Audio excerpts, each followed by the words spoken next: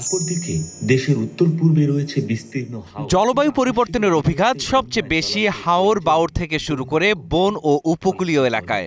হাকালুকি হাওর ও সুন্দরবন অঞ্চলের বাসিন্দাদের প্রকৃতির সঙ্গে চলছে নিত্যদিনের লড়াই।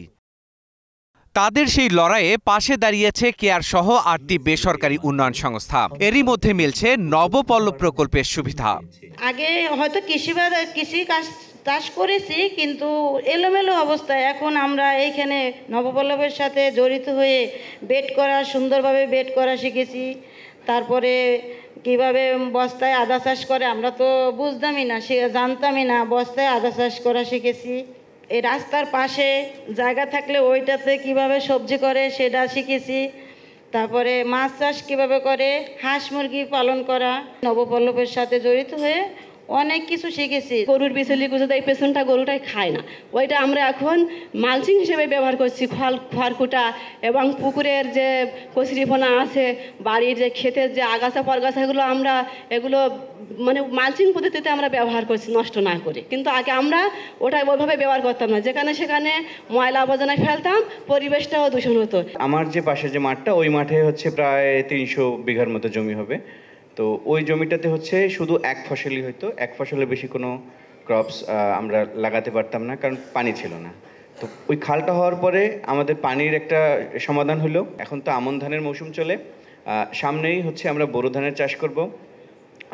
এই বোরো ধরনের এই চাষ করার যে ব্যাপারটা, এখানে প্রায় 12-13 জনের একটা কমিটি করেছি আমরা, যারা সবাই মিলে আমরা ওইখানে বোরো ধান চাষ করব, পাশাপাশি সূর্যমুখী থাকবে, ভুট্টার চাষ করব।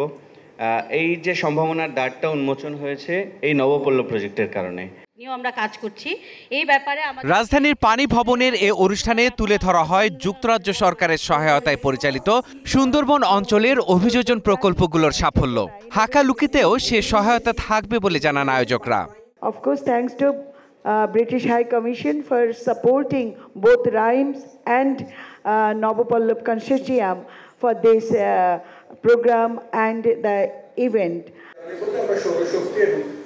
এ সময় আলোচনায় আসে জলবায়ু সহনশীল অবকাঠামো, নারীর অংশগ্রহণ ও স্থানীয় সরকারের সম্পৃক্ততার মতো বিষয়গুলো। একটা সাস্টেনেবল হাওর ম্যানেজমেন্ট কিংবা সাস্টেনেবল আমাদের এনভায়রনমেন্টাল ম্যানেজমেন্ট সিস্টেম মাথায় রেখে করতে চাই। তো হোল অফ দ্য গভর্নমেন্ট ইস্যুতে কাজ করতে হবে। একটা সিঙ্গেল অপারেশনাল প্ল্যাটফর্ম লাগবে। আমরা আমাদের পলিসি ফর্মুলেশনের জন্য একটা কোঅর্ডিনেটেড একটা এফোর্ট লাগবে, পাশাপাশি ইমপ্লিমেন্টেশনের জন্য আমাদের একটা কোঅর্ডিনেটেড এফোর্ট লাগবে। সেটা একেবারে টপ থেকে বটম চিন্তা করে যদি আমরা সাস্টেন করতে চাই।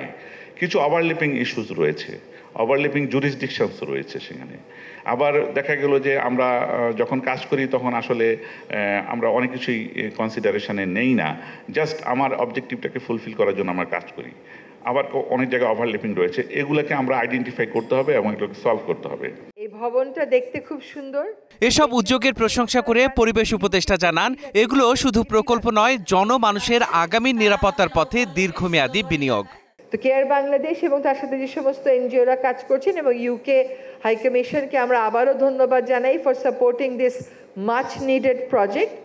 এটা যেন জনমানুষের আসল উপকারে লাগে, সেটার জন্য আপনাদের যদি কোনো সাজেশন থাকে সরকারকে জানাবেন। সরকার সেইভাবে আইন এবং নীতি কাঠামো ফেব্রুয়ারি পর্যন্ত যতটুকুন পারি আমরা করে দিয়ে যাব। আর তারপরে এখান থেকে নেমে গেলে আবার আপনাদের সাথে মিলে এগুলো বাস্তবায়নের জন্য একসাথে কাজ করব। পরে বন্যা পূর্বাভাসের নির্ভুল তথ্য পেতে বাংলাদেশ যুক্তরাজ্যের মধ্যে সই হয় একটি সমঝোতা স্মারক। এতে কারিগরি সহায়তা দেবে আন্তর্জাতিক প্রতিষ্ঠান RIMES. Please give them a huge round of Mahadi Hasan, applause. Star News, Dhaka. And another one.